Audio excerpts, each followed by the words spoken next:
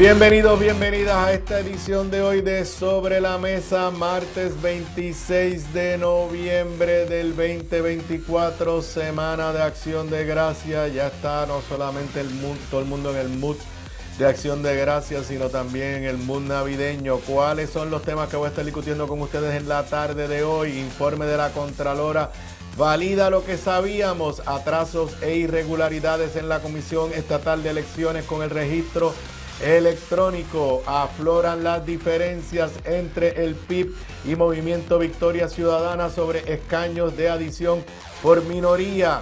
Clara inconformidad en el gobierno entrante con el funcionamiento por parte del gobierno de Pierluisi y del Departamento de Corrección. Pero no preguntaron mucho sobre Physician Correctional, la controversial compañía privatizadora de los servicios de salud correccional. Por el atraso y fracaso en movernos hacia energía renovable, ahora dicen que no se puede apagar la planta de carbón de AES en Guayama. Auditoría de la Contralora confirma gobierno de Fortuño fue el que más endeudó al país. Y además, a nivel de Estados Unidos, pero con impacto mundial, Trump dice que va a imponer altísimos aranceles a productos de México y de Canadá y que va a subir más los de China. Esos son los temas que voy a estar discutiendo con ustedes en esta edición de Sobre la Mesa, que comienza ahora. Un líder cuya voz conecta historia y actualidad. Su visión clara y experiencia única dan luz a los temas que moldean nuestra nación. Aníbal Acevedo Vilá está en Radio Isla 1320. Esto es Sobre la Mesa. Nuevamente bienvenidos a esta edición de hoy de Sobre la Mesa. Hoy martes 26 de noviembre del 2024. Les recuerdo que estoy en vivo a través de toda la cadena de Radio Isla 1320 en todo Puerto Rico. Además me puedes ver y escuchar en vivo por radioisla.tv, por internet, en la página de Facebook de esta emisora, en la página de Facebook de este servidor. Les recuerdo que a las 10 de la noche esta edición de Sobre la Mesa la puedes ver y escuchar en el canal 85 de Liberty Cable TV. Además, más adelante la encontrarás en cualquiera de las plataformas que permiten escuchar podcast a través del internet y en mi canal de YouTube. Muchos de ustedes lo sé, me ven en YouTube más tarde, algunos hasta me escuchan al otro día. Fácil de encontrarme en YouTube, escribes mi nombre en el buscador, Aníbal Acevedo Vilá, y te va a llevar a mi canal. Si no le has dado, no te has registrado, no te has inscrito allí, dale a la campanita y ahí recibirás un aviso cada vez que se ponga algo nuevo en mi canal de YouTube. También te recuerdo, de mucha actualidad, ya está disponible desde ayer lunes tarde en la noche el nuevo episodio del podcast Análisis de la Z a la A con la licenciada Zoela Boy y este servidor. Analizamos los retos que va a enfrentar el gobierno de Jennifer González y si estarán listos o no estarán listos para esos retos. Antes de entrar en los temas sustantivos que quiero discutir con ustedes, primero un anuncio en términos de una actividad y dos comentarios. Antes de entrar a los temas, les recuerdo, lo dije ayer, que el próximo lunes 2 de diciembre se presentará el libro La Libertad de los Despojados, discursos de Juan Mari Brás, 1960-1982. Esto ocurrirá en la calle Borinquen, número 57, urbanización Santa Rita, en la Carpa Roja de Claridad. Como dije ayer, lo interesante, curioso, trágico también, es que este libro se puede publicar por los familiares y amistades de Juan Mari Brás, no porque Juan Mari Brás tuviera todos sus discursos archivados en algún archivo personal, sino porque estaban en las carpetas que la División de Inteligencia de la Policía tenía, en la cual transcribían y guardaban todo lo que decía, todo lo que escribía Juan Mari Brás. Así que eso será el próximo lunes 2 de diciembre. Además, aunque ayer les ofreció Federico estar con nosotros hoy, no va a poder estar. Puerto Rico ganó su partido ayer en la ventana contra Cuba y además de que lo ganó, un elemento extremadamente emotivo, Ismael Romero, el cubanazo, cubano de nacimiento, adoptado en Puerto Rico, había jugado en Cuba, había jugado del equipo nacional de Cuba y ayer regresó a Cuba en el uniforme de Puerto Rico y fue el mejor jugador del equipo de Puerto Rico. Puerto Rico vino de atrás, pero finalmente venció. Terminamos esta ventana 2-2. La próxima ventana son en febrero. Adivinen dónde. Aquí en Puerto Rico. Tengo entendido que es aquí en Puerto Rico. Así que los nuestros, pues, nos hicieron quedar bien ayer. Y también, buenas noticias, hoy es martes. Si usted es empleado público y quiere irse a hacer la compra en el Black Friday, pues el gobierno les depositó en depósito directo el chequecito del bono de Navidad para la inmensa mayoría de los empleados públicos que tienen derecho a esto. Un chequecito de $1,000 no viene mal. Bueno, no tengo aquí, ni voy a perder el tiempo dándole el update, como dicen allá en el norte, de por dónde anda el escrutinio, más allá de que si no hay una noticia que de momento, o sea, si no ha salido una notición de que ya certificaron el precinto 1 o lo que sea, pues siguen con el mismo para adelante y para atrás. Pero lo que ha salido hoy es un informe de la Contralora. Hoy hay 2 informes de la Contralora que voy a estar discutiendo con ustedes. Un informe de la Contralora, nada, que valida lo que sabíamos, pero por ahora lo dice la Contralora. Dice, estoy leyendo aquí del periódico Metro, edición digital, informe revela atrasos e irregularidades en registro electrónico de electores de la Comisión Estatal de Elecciones. El atraso de la fase 1 fue de 1 año y 4 meses. Dice en la nota de Cyber News en Metro, la oficina del Contralor hizo público un informe de auditoría mediante el cual se revelan atrasos en la implementación del registro electrónico de electores en la comisión. Según el informe, la fase 1 debía estar lista para el 1 de julio del 2022, pero fue puesta en funcionamiento 1 año y 4 meses más tarde, 30 de octubre del 2023. Si usted se pregunta por qué ahora no pueden ni tan siquiera contar bien los votos, pues si lo sabíamos, nos lo estaban anticipando. Pero el gobierno del PNP no hizo nada. Esto implica que los electores tuvieron control sobre su registro, esto impidió que los electores tuvieran control sobre su registro y limitó la validación de direcciones en las listas y retrasó la implementación de un geolocalizador. Dice la presidenta interina de la comisión, reconocemos que hubo un atraso en la implementación del módulo R atribuible a factores externos como la espera de enmiendas al Código Electoral y la coordinación con equipos técnicos. Ay, váyase con esas excusas que esperando enmiendas al Código Electoral. Si nunca hubo ambiente para enmendar el Código Electoral, ese soy yo. Entonces, dice la Contralora, consideramos las alegaciones de la presidenta alterna, pero determinamos que el hallazgo prevalece. Y pues básicamente, vuelvo y repito, la Contralora nos está validando lo que todos nosotros sabíamos, que lo que ocurrió, lo que hemos sufrido en este ciclo electoral es el resultado de una alta incompetencia del liderato de la Comisión Estatal de Elecciones. Bueno, ayer analicé el notición que se dio aquí en Radio Isla, en el programa Puestos para la Mañana, donde Ana Irma Rivera Lacén, la coordinadora general, creo que es el título que ellos le dan, del Movimiento Victoria Ciudadana, reconoció públicamente por primera vez que había hablado con Juan Dalmau y que le había puesto por escrito a Juan Dalmau una petición. En aquel momento, ayer se interpretó como que era para dividirse los escaños si surgían legisladores por minoría que le tocarían al PIB añadir a la Cámara y o al Senado. Luego de eso, pues no se tenía más información que no fuera que sí, que hubo una petición por escrito de Ana Irma. Curioso que la pidiera por escrito, más allá de una conversación. Hoy, también aquí en Radio Isla, con Julio Rivera Saniel, María de Lourdes Santiago, la senadora del Partido Independentista Puertorriqueña, fue abordada por Julio sobre este tema. Aunque fue bien cuidadosa,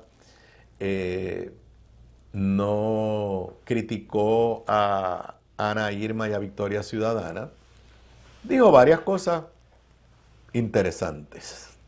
Primero, dijo que la petición escrita no es para dividirse los escaños por minoría, es para que todos se los den a Victoria Ciudadana. O sea, que si el PIB se le añaden 2, esos 2 sean para Victoria Ciudadana. No sé, creo que un poco estaban tirando la raya María de Lourdes en términos de que la petición no era vamos a dividirnos, es dámelos todos a mí.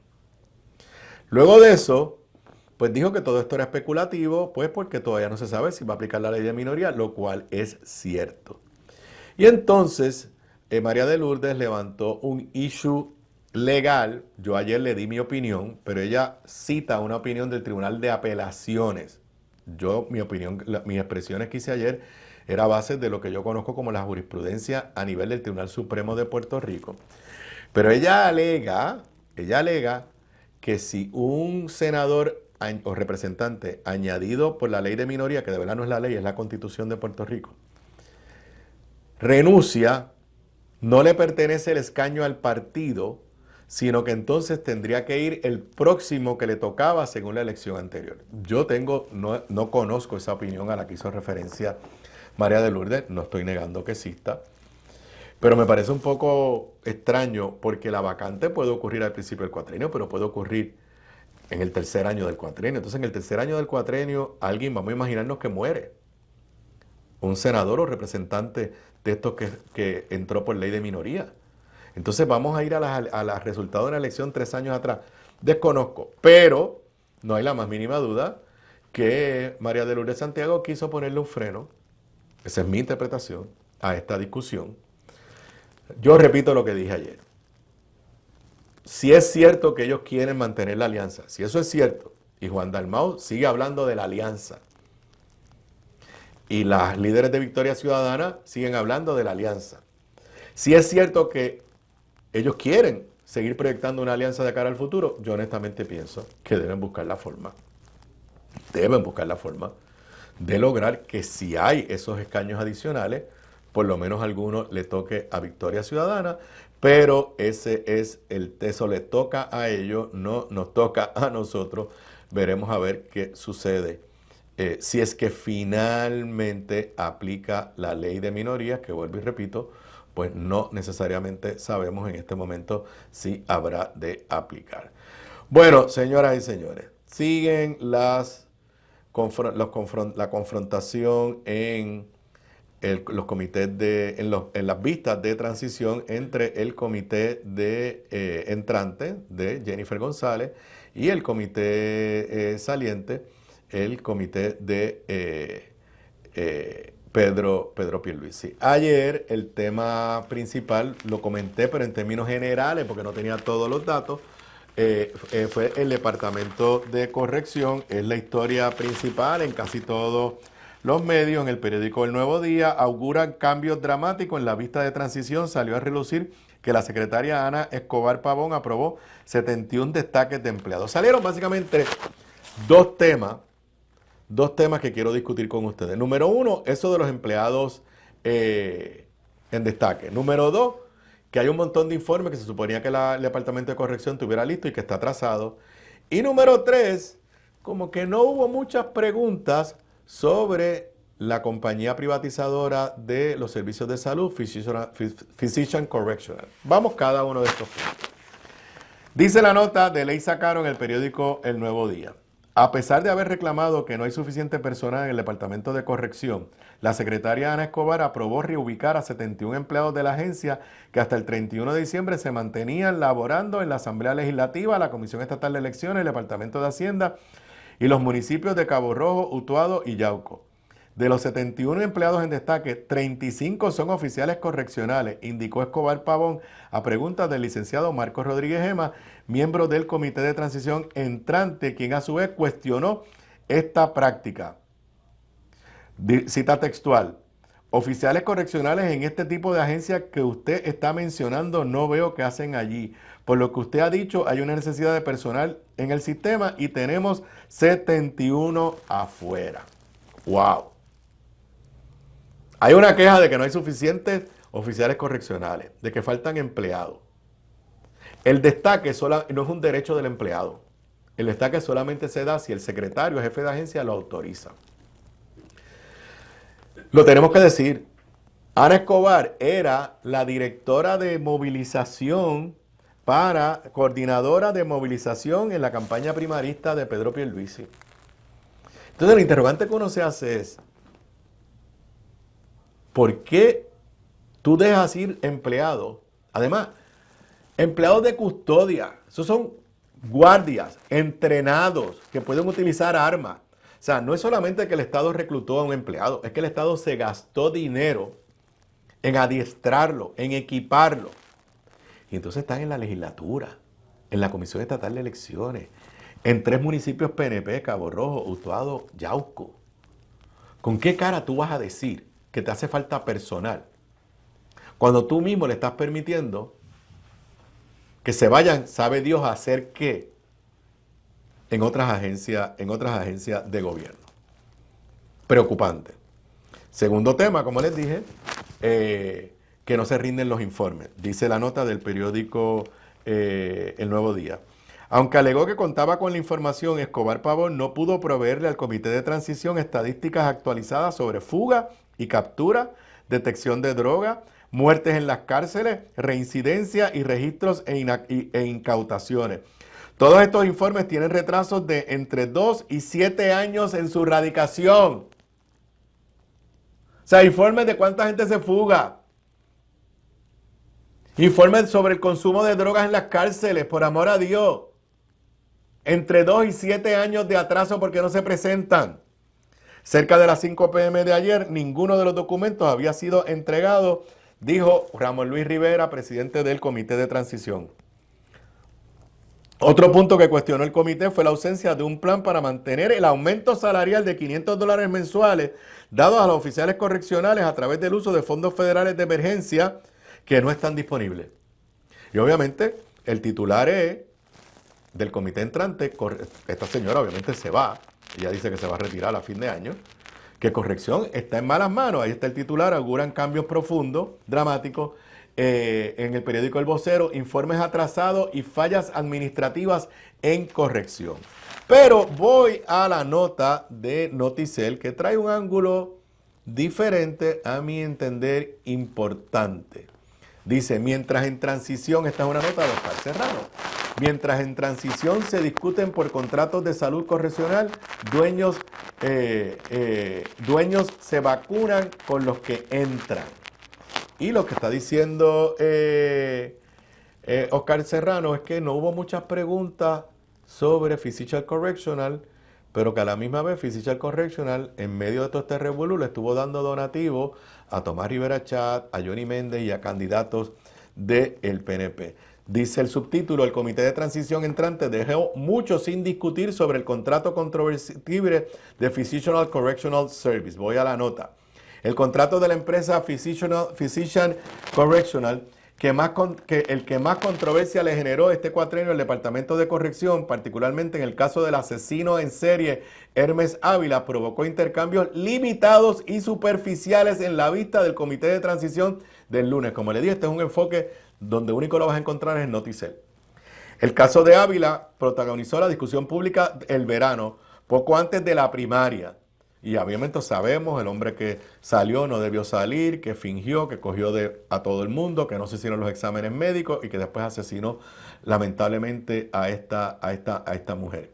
Durante la sesión de la tarde de la vista de transición con agencias de seguridad que se extendió por 6 horas, a la secretaria Ana Escobar le preguntaron en 2 ocasiones por el contrato de PCS.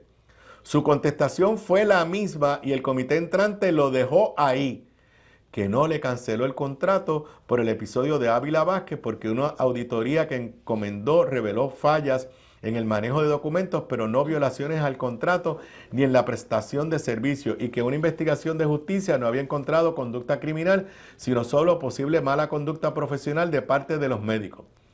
Y añadió que el Senado no ha rendido su informe final y que por eso pues ella no hacía nada. Entonces, de ahí pasa Oscar Serrano a decir, voy aquí a la nota, dice, nadie en el comité entrante le preguntó a la secretaria, pero el mismo plan estratégico que la agencia entregó como parte de su información de transición surge que esa evaluación de propuestas para renovar el contrato se hizo simétrica sobre el desempeño del contratista. Entonces, ahora vamos a los donativos. Según la oficina del Contralor Electoral, los Villalobos, que son los hermanos doctores, dueños de esta empresa, fueron donantes de Pierluisi. No se reflejan donativos a Jennifer, eso está claro, para esta elección, pero sí de ambos y otras personas asociadas a ellos y a la empresa apostaron con donativos múltiples a los que desde enero serán los presidentes Tomás Rivera Chat y Johnny Méndez. Por ejemplo, en un mismo día, el 24 de julio pasado, Raúl, Javier y otros allegados dieron 13,000 en total a ambos presidentes legislativos entrantes. Hay donativos también a otros miembros de la delegación legislativa del PNP. Nada, aquí que la vista ayer, aparte de que salieron todas estas situaciones serias de preocupación, haya sido tan limitada, a mí lo que me apunta es a que no hay, igual que el contrato de Luma, ahora no sabemos si se va a cancelar. No creo que está sobre la mesa en el gobierno entrante examinar y quizás cancelar el contrato de Physician Correctional Service. Con eso nos vamos a una pausa. Regreso luego de la pausa. Compra Caribí, tu marca puertorriqueña en productos de calidad para la cocina y la limpieza del hogar. Con Caribí encontrarás toda la colección de utensilios de cocina de la reconocida chef Giovanna Heike. También platos, vasos, así como equipo de limpieza hogareña. Caribí, distribuido por Manos de Aquí. Calidad, experiencia y el mejor precio. Pide los productos en tu supermercado más cercano. Simplifica tu vida con Caribí. Distribuye North Caribe Import, celebrando su 50 aniversario. Gramas lindas, gramas, plantas, palmas y todo para tu jardín. En Dorado, 796-1386. 796-1386. Gramas lindas, excelente calidad y servicio insuperable. 796-1386. Bocados Divino, el lugar perfecto para almuerzo o cena. Menú internacional, especializados en los mejores guisos, cabrito al vino, rabo encendido y el mejor osobuco que puedes encontrar. Mariscos frescos del país, langosta de nuestras costas, amplia carta de vinos y jugos naturales, con la mejor localización, seguridad y amplio estacionamiento gratis. Bocados Divino, en el edificio del Colegio de Abogados en Miramar. Para reservaciones, llamar al 787-238-1530. Aquí de regreso a Sobre la Mesa, hoy martes 26 de noviembre del 2024. Ya por ahí, si usted no ha preparado la cena, almuerzo de Thanksgiving, se le está haciendo tarde. Espero que lo pasen todo bonito durante esta semana. Bueno, señores y señores, otros en Puerto Rico nos podemos llevar los premios de las leyes más bonitas que escribimos y se aprueban y los gobernadores las firmamos y la legislatura los celebra. Y nos podemos llevar el premio de leyes de avanzada. Pero entonces, además de llevarnos ese premio, nos tenemos que llevar el premio de quizás una de las jurisdicciones que su propio gobierno incumple con las leyes que el propio gobierno aprobó y que le imponía que hicieran cosas. Y lo hemos visto en múltiples, mire, que si el reciclaje de la goma, las leyes de reciclar basura, todo eso están todas bien bonitas, pero no pasa nada. Y ya se ha discutido extensamente cómo se aprobó una ley para que en el 2050, que señores y señores, ya eso está a la vuelta de la esquina, ya estamos hablando de dentro de 26 años, Puerto Rico pueda producir toda su energía de fuentes renovables. Es una ley de avanzada. Una ley, olvídese, bella, preciosa. Pero esa ley ponía unas metas, unas métricas de unos % que teníamos que ir produciendo energía renovable para llegar a la meta del 2050. Vuelvo y repito, esto no es el gobierno federal que nos está obligando. Esto fue la legislatura de Puerto Rico que se autoimpuso esa meta. Y la firmó el gobernador de Puerto Rico. Y sin embargo, ese mismo gobierno incumple con ese mandato. Como parte de ese esfuerzo de decir vamos a llegar a energías renovables rápido, también se aprobó otra ley. Puerto Rico produce energía en este momento de gas natural, de petróleo, de gas natural, de combustible de petróleo y diésel y de carbón. Y hay una planta de carbón que se construyó en el 1990 y pico bajo Pedro Rosselló, que es AES, que está en Guayama y por allá por el área de Guayama y Salinas. El carbón es la fuente de producción de energía fósil, pero es de las más baratas que hay en el mundo, de las más baratas, pero a la misma vez es de las más contaminantes. Y entonces la legislatura de Puerto Rico, los gobiernos de Puerto Rico, aprobaron una ley para que esa planta AES tenga que obligatoriamente estar cerrada, apagada en el 2027. Estamos en el 2024, estamos a la vuelta de la esquina. ¿Qué sucede? Esa planta genera 500 megavatios. O sea, cuando usted y yo ahora mismo estamos consumiendo energía eléctrica, parte de esa energía que estamos consumiendo es generada por AES. Entonces, no es que no se pueda apagar la planta.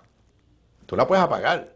La pregunta es, si no has logrado generar energía renovable, por fuentes renovables, a la velocidad que habías dicho en tu propia ley que lo ibas a hacer, si no has modernizado las plantas viejas de la Autoridad de Energía Eléctrica y algunas de ellas convertirlas a gas natural, ¿qué pasa si apagas AES?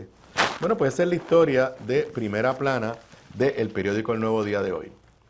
Transformación a renovables, preocupación ante la permanencia de AES. El director ejecutivo de la Autoridad de Energía Eléctrica afirmó que el país carece de alternativas para sustituir los más de 500 megavatios que produce la cogeneradora de carbón pautada para cerrar en el 2017. Y esto es un análisis basado en reacción a unas expresiones que hizo Josué Colón en la primera vista del Comité de Transición sobre los temas energéticos. La realidad es que hay que leer con mucho cuidado porque esto es serio. O sea, nos están poniendo contra la espada y la pared. Apaga AES y vas a tener apagones por montones, o deja prendida AES y sigue contaminando el ambiente. Nota también de Manuel Guillama Capella. La insinuación de que la cogeneradora AES Puerto Rico debe permanecer activa más allá del 2027, como recomendó el director ejecutivo de la autoridad, Josué Colón, es un reflejo de la incapacidad gubernamental de hacer valer su propia política pública que dejó una ventana de más de 8 años para sustituir la generación eléctrica de la planta, opinaron ciertos grupos ambientales. Y es la verdad. En estos últimos 8 años se suponía que tuviéramos más generación por fuentes renovables. Pero ni el propio gobierno es capaz de negociar eso, ni el propio gobierno es capaz de dar los permisos. Es un desastre. Vuelvo a la nota. Citando el pasado jueves como parte de la vista enfocada en los componentes energéticos del gobierno, Josué Colón afirmó que el país carece de las alternativas para sustituir los más de 500 megavatios que AES produce por medio de sus 2 unidades generatrices.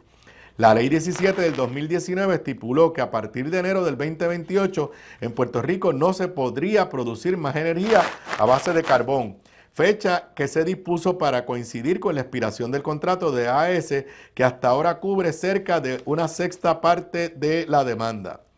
Josué Colón destacó igualmente que la energía comprada a AES es la de menor precio para la autoridad en toda su flota existente. Es la más que contamina, pero es la más barata. No tenemos cómo sustituirla, pero tenemos una ley que obliga a que se apague. En el podcast Análisis de la Z a la A, cuando para la época primarista, Zoé y este servidor tuvimos y conversamos con Jennifer González, recuerdo que le preguntamos, vamos a imaginarnos que eres gobernadora, ¿qué tú quieres haber logrado y que se diga que has logrado cuando termine tu mandato en el 2028? Y ella dijo que ella esperaba por lo menos tener una nueva planta de generatriz lista o casi lista con permiso. Bueno, si no hay nada en el pipeline ahora mismo, Yo no sé de qué estamos hablando para el 2028. Se le preguntó a Jennifer precisamente por estas expresiones de Josué Colón. Eso me sorprendió que el director de la autoridad planteara eso, así que lo tengo que tomar como una recomendación. Va a depender de cuánta generación tenga Puerto Rico y si podemos vivir sin esa generación. Obviamente esa recomendación la vamos a evaluar y no descarto reunirme con él para discutirla. Pero por eso estas vistas de transición son tan importantes, informó la mandataria electa. Bueno, que Jennifer esté sorprendida con esto, le voy a decir, nadie de los que seguimos un poco el tema energético, estamos sorprendidos con que nos han puesto contra la espada y la pared. Porque los proyectos de energía renovable no arrancan. La modernización de las plantas viejas de la autoridad que se suponía que hiciera Genera PR no arranca. Y aquí, desde el punto de vista energético, estamos más allá de los que estamos poniendo placas solares. Yo me acabo de unir al club de los que hemos puesto placas solares en nuestras casas. Aquí no está pasando nada. Dice, en términos de la inacción en cuanto a energía renovable. Desde que la Autoridad de Energía Eléctrica, en una responsabilidad que ahora comparte con Luma y Genera, ha otorgado contratos para proyectos, y con el negocio de energía, ha otorgado contratos para proyectos que totalizarían cerca de 650 megavatios de energía solar, junto a 400 megavatios en baterías de almacenamiento con capacidad de despachar por 4 horas. Ninguno de los proyectos, sin embargo, entrará en operaciones hasta finales del 2025 y las cifras contratadas distan de la capacidad de 3.750 megavatios de energía limpia y 1.500 megavatios de batería, según del plan de recursos que el propio gobierno aprobó. Plan integrado de recursos. O sea, el gobierno aprueba una ley. Después aprueba un plan y después el gobierno no hace lo que dice la ley y lo que hace su propio plan. Repito, esto no es obligado por el gobierno federal. Esto fuimos nosotros mismos ilusionados. Vuelvo a la nota. Entonces, el presidente del negociado de energía dijo en las vistas, bueno, yo creo que no vamos a cumplir. En la misma vista el jueves, el presidente del negociado de energía de Puerto Rico, Edison Avilés, pidió al gobierno entrante que, de legislarse algún cambio en las metas intermedias de energía renovable de 40% para el 2025 y 60% para el 2040, se haga temprano en el cuatrienio de forma que pueda incorporarse en revisión del curso del Plan Integrado de Recursos. Señores, yo quiero que lleguemos a energía renovable, pero lo tengo que decir, y es uno de los mayores retos que va a tener la gobernadora electa y el nuevo gobierno a partir de enero. Como les dije, ese es uno de los temas que discutimos en el nuevo episodio de Análisis de la Z que está disponible desde ayer. Pero yo no veo cómo nosotros sobrevivimos este cuatrenio si hay que pagar AES. Que es horrible que no la haya... Es más, tengo otra preocupación. Si a AES, que es una compañía privada, le dijeron que tiene que pagarla al final del 2027, ellos habrán hecho las inversiones de mantenimiento que tienen que hacer para que esa planta siga operando, o ya ellos habrán decidido desde el punto de vista de su plan de negocio, bueno, yo la voy a pagar, yo no voy a invertir más nada. O sea, nosotros tenemos el problema de Luma. Tenemos la posible quiebra de Genera. La quiebra de la autoridad sigue en el limbo. Y a todo eso, los proyectos de energía renovable no arrancan. Y a todo eso añádale ahora el gran dilema de si se apaga o no se apaga AES, o si se puede o no se puede mantener prendida AES. Complicado el escenario energético. Regreso luego de la pausa. Aquí de regreso a Sobre la Mesa en este último segmento voy a tocar dos temitas. Bueno, auditoría de la deuda. ¿Ustedes se acuerdan de esa palabra? La auditoría de la deuda fue un reclamo que se hizo por amplios sectores del país cuando descubrimos que estábamos en la quiebra cuando al final del gobierno de Alejandro García Padilla.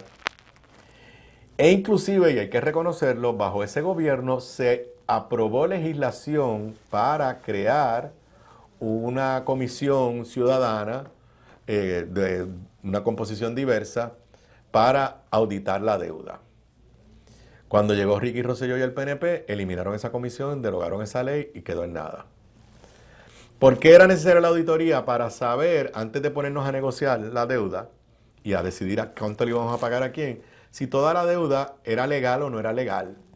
Y si eso pues te hubiera dado fuerza para el proceso de negociación. En aquel momento Ricardo Rosselló se negó a darle vida a la comisión. La comisión llegó a existir por un tiempo de la auditoría de la deuda, pero dijo que la Contralora era la que iba a auditar la deuda. La Contralora, su rol es diferente, pero finalmente salió un informe de la Contralora. Y lo tengo que decir, confirma lo que yo también sabía. El gobierno de Fortuño, de Luis Fortuño, fue el que más endeudó al país. Sí, señores, el gobierno de Fortuño. Voy a leer algunas partes de la nota del periódico El Nuevo Día y otra de Bonita Radio. Le invito a que busquen la de Bonita Radio porque lo pone muy claro. Aquí el periódico El Nuevo Día, en su sección de negocios, página 24, de Efraín Montalbán. La deuda pública es legal, revela auditoría de la Oficina del Contralor. Aunque se aprobaron leyes para tomar prestado, el gobierno y sus corporaciones públicas emitieron decenas de bonos sin ingresos suficientes, lo que no fue lo más correcto. Básicamente, ella hace un análisis legalista para decir que toda la deuda es legal, pero hace algunos comentarios. Dice la nota, una auditoría sobre las emisiones de bonos vendidas por el gobierno de Puerto Rico y corporaciones públicas concluyó que tales instrumentos financieros se emitieron bajo el marco de la ley y la Constitución de la isla, publicó la Oficina del Contralor. Sin embargo, a pesar de que se tomó prestado al amparo de una ley aprobada, el examen realizado por la Contralor reveló que el gobierno y las corporaciones públicas emitieron bonos sin tener ingresos suficientes para cubrir tales obligaciones, encrudeciendo la situación fiscal de la isla. Ellos hacen una evaluación desde los últimos 20 años, pero aquí está el párrafo que yo quería leerles y después voy a ir a la nota de Bonita Radio. El periodo en que se emitió la mayor cantidad de bonos del gobierno fue entre enero del 2009 y enero del 2014, lo que comprende la administración del exgobernador Luis Fortuño del PNP, cuando el ELA y las corporaciones públicas emitieron sobre 36.255 millones de deuda según el informe. Señores, ¿ustedes se acuerdan del número 72.000 millones? 72.000 millones era la deuda total del gobierno central y todas las corporaciones públicas. Pues la Contralora está diciéndonos que la mitad de esos 72.000 millones, los 72.000 millones es lo que se acumuló a través de toda la vida del gobierno de Puerto Rico. La mitad se emitió en el cuatrenio de Luis Fortuño. No lo digo yo, lo dice la Oficina de la Contralor. Vamos a algunos datos de la nota de Bonita Radio de la amiga periodista Carmen Enid Acevedo. Titular, Contralora revela en auditoría de AFAF que gobierno del PNP emitieron 81.5% de la deuda de Cofina en 11 años. Cofina, yo lo conozco muy bien, se creó bajo mi administración. Se creó como una forma de pagar deuda vieja, hacer un financiamiento para borrar deuda vieja que mi gobierno heredó y que no tenía fuentes de pago. Y esto que yo le estoy diciendo, que ese era el propósito, está en un informe del Banco de la Reserva de los Estados Unidos de Nueva York. Pero cuando vino el gobierno de Fortuño, cambiaron el propósito de Cofina para financiar deuda nueva, para embrollar más al país. Dice la nota de Carmen Enid Acevedo, solo del 31 de julio del 2007 al 12 de febrero del 2019, Cofina realizó 16 emisiones de bonos por 28 millones de dólares. Voy a algunos de los párrafos de la nota de Bonita Radio.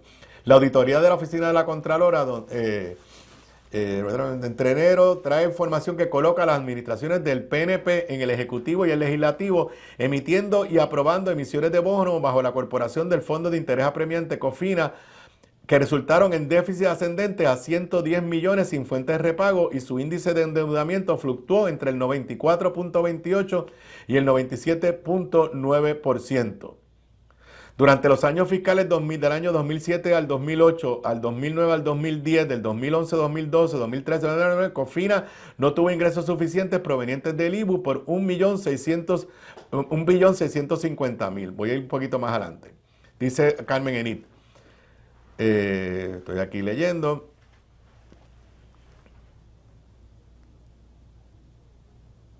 Perdónenme que estoy aquí leyendo. Ok. Según el análisis de las auditorías de la Contralora del 2007 al 2019, se emitieron bonos por la suma de 28.000 millones, de los cuales 39.1% o 11.000 millones corresponden al cuatrenio de Luis Fortuño y la legislatura de Tomás Rivera Chat y Jennifer González. Del 2017 al 2019, bajo la gobernación de Ricardo Rosselló, Rivera Chat y Carlos Johnny Méndez, en la Cámara se emitieron 12.000 millones en deuda o 42.5% del total. En el cuatrenio de Aníbal Acevedo Vilá, según el informe de la Contralora, se endeudó el país mediante Cofina en un 18.5%. O sea, de las emisiones más pequeñas fue bajo mi gobierno. A partir del 2007 se convirtió en, bueno, voy a poner más adelante. Estoy aquí leyendo, me perdonan. Nada, en resumen, señoras y señores, el informe de la Contralora valida lo que yo sabía.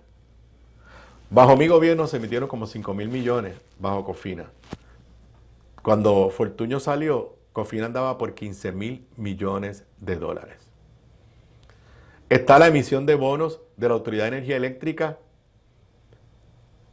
Está el endeudamiento, el préstamo que se hizo para que no le aumentaran la tarifa en el año de elecciones a la gente, pero que después hubo que pagarla. Así que poco a poco aflora a la luz la información, y lo tengo que decir. Me siento, porque este informe básicamente valida lo que yo he dicho. Primero, que mi gobierno, mucha de la deuda que emitió fue para pagar deudas viejas, no incurridas bajo mi gobierno. Siempre uso este ejemplo. El centro de convenciones se llama Pedro Rosselló, pero usted sabe quién tuvo que hacer la emisión de bono para pagar ese edificio que ya se había construido cogiendo fiado. El gobierno de Aníbal Acevedo Vilá. Y lo ponen como una deuda de Aníbal Acevedo Vilá, cuando lo único que yo hice fue pagar las deudas del que lo construyó o lo mandó a construir y no tenía el dinero. Bueno, señoras y señores, antes de terminar, las cosas con Donald Trump se van a poner complicadas. Ayer Donald Trump, en su estrategia de emitir declaraciones importantes utilizando las redes sociales, se ha disparado 2 mensajes en redes sociales diciendo que el día primero que él llegue, el 20 de enero, mediante orden ejecutiva, le va a imponer aranceles, que es un arbitrio de entrada, a todos los productos que vengan de México y Canadá de un 25%, y que a todos los productos de China, que ya tienen un arancel altísimo que él puso, le va a poner un 10% adicional, que lo va a hacer por orden ejecutiva sin pedirle permiso al Congreso ni a nadie, para disque obligar a Canadá y a México a que paren la entrada de inmigrantes ilegales y la entrada de drogas, especialmente de fentanilo, y además de que China trae el fentanilo y llega a México. O sea, una cosa, señores, todos los medios norteamericanos, todo lo que se están prediciendo es, número uno, esto va a tener un impacto devastador sobre la economía, la de ustedes y la mía, y la de todo el mundo, Estados Unidos. Por la cantidad, primero, nos va a subir los precios a todo. Va a afectar el sector de la manufactura de Estados Unidos, que necesita muchos de esos materiales que vienen de Canadá, México o de China. Claro, aquí hay la gran especulación si Trump de verdad va a hacer esto o esto es un bluff. Lo que pasa es que eso mismo nos dijeron en la campaña. En la campaña nos decían, ay, no le hagan caso, si Trump dice esas cosas después no las va a hacer. Bueno, pues ayer dijo que sí, que va a imponer esa tarifa.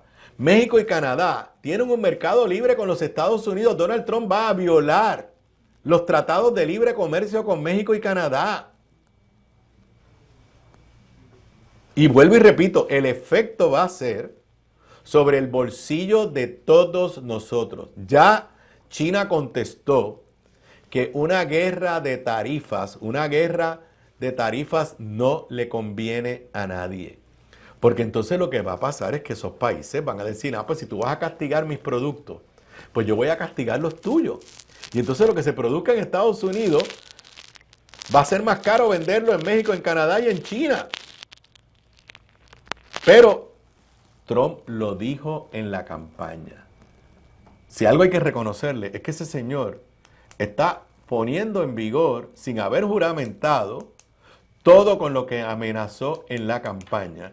Y yo lo tengo que decir, yo me temo, yo no soy economista, pero yo me temo que para esta fecha, el año que viene, estemos enfrentándonos a una aguda crisis económica, consecuencia de las disparatadas políticas económicas de Donald Trump.